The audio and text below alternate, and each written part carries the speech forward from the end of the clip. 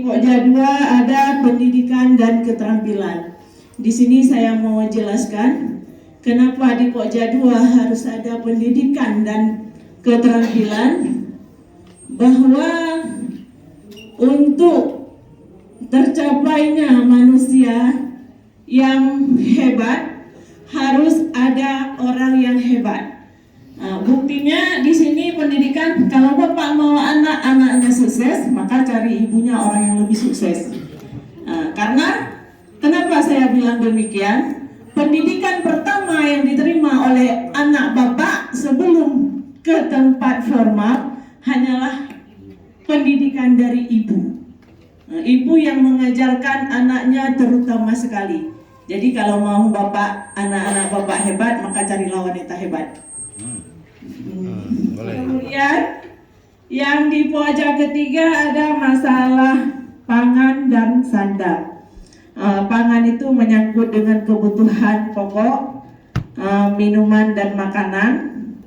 Jadi perempuan itu juga harus diperhatikan supaya bisa berdiri tegak di belakang bapak, harus dikasih nutrisi yang cukup. Kalau tidak, nggak bisa bertahan untuk menyokong bapak di belakang.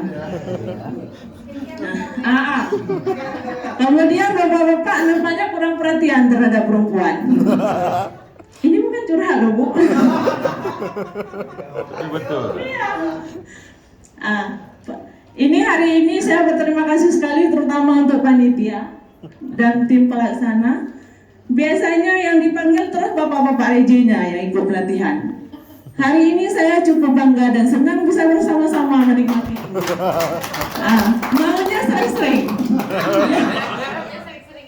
Jangan tunggu akhir tahun. Awal tahun boleh, kami ikut.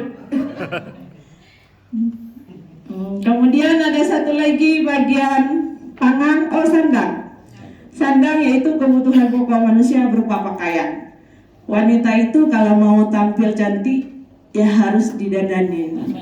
Apalagi dengan era globalisasi sekarang, wanita itu lebih banyak butuh duit, Pak.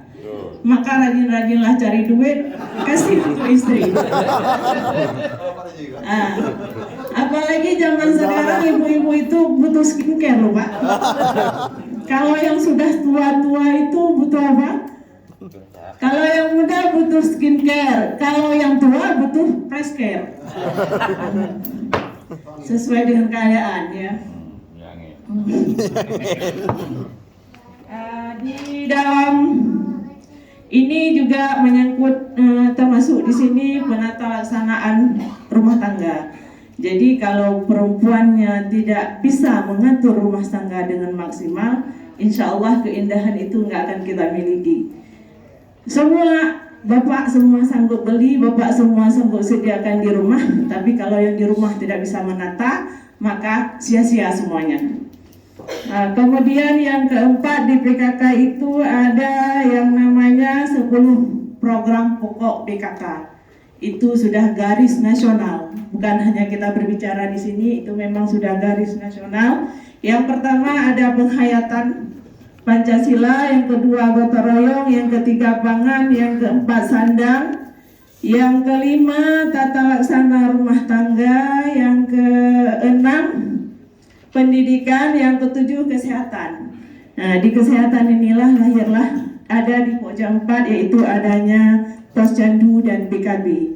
Sekarang di Posyandu itu udah dibagi lagi, maka bapak-bapak di sini harus anggarkan biaya yang banyak supaya dapat warga-warga bapak yang hidup sehat. Di Posyandu itu ada Posyandu balita, ada Posyandu remaja sekarang, ada Posyandu lansia, banyak poinnya di situ.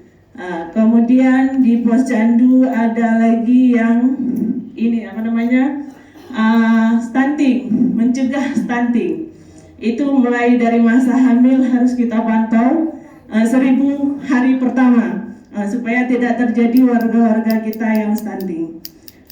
Itu ada di Pokja 4, mungkin nanti akan dibahas secara detail oleh kader Posyandu.